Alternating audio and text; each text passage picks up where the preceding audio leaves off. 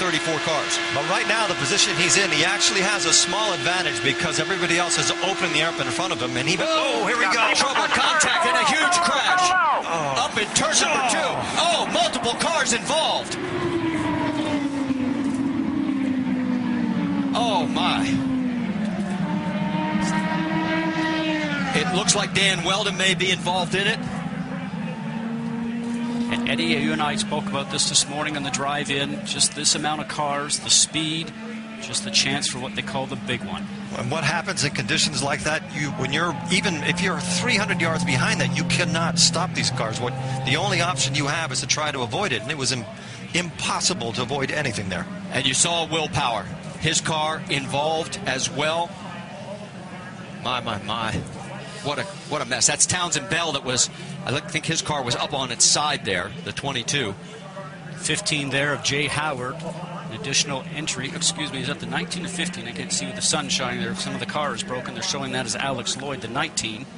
It is the 15 of Jay Howard. Yes. One of the cars actually flew for about 200 yards in the air.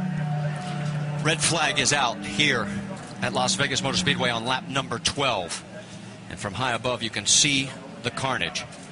We talk about the car going through the air. Eddie, you know that these cars run so low down to the ground. We mentioned before we saw them hitting the ground and sparking that anything underneath the car, underneath the floor, underneath the tub, really just gets the air underneath the car itself, and up it will go. We saw J.R. Hildebrand out of his car. There is Dario Franchitti. Somehow he managed to get through the carnage, but Sure, guys, I mean, there's just nothing I can do.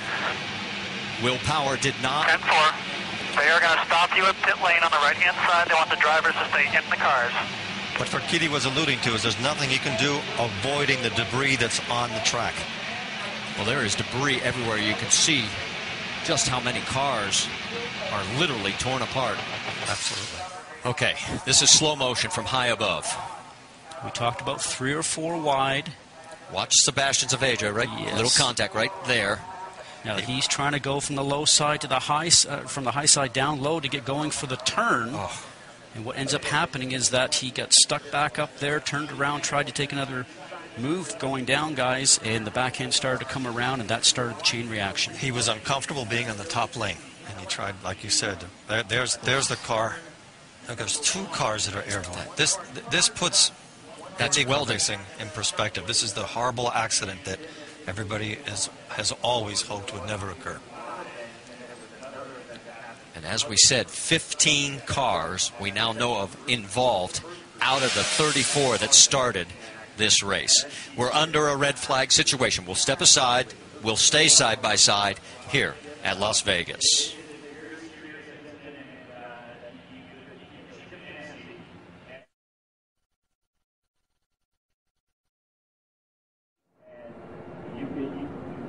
And all the action starts up front, Marty. As you know, we just mentioned it's very difficult to try and avoid it. And as Dario was mentioning, he's just looking forward, trying not to hit the car that's in front of him or subsequent cars that are there. And luckily for him, he got through before everything started to go just upside down. But it's also where you position yourself on the track. He was Patrick. Exactly what happened in this 15-car melee.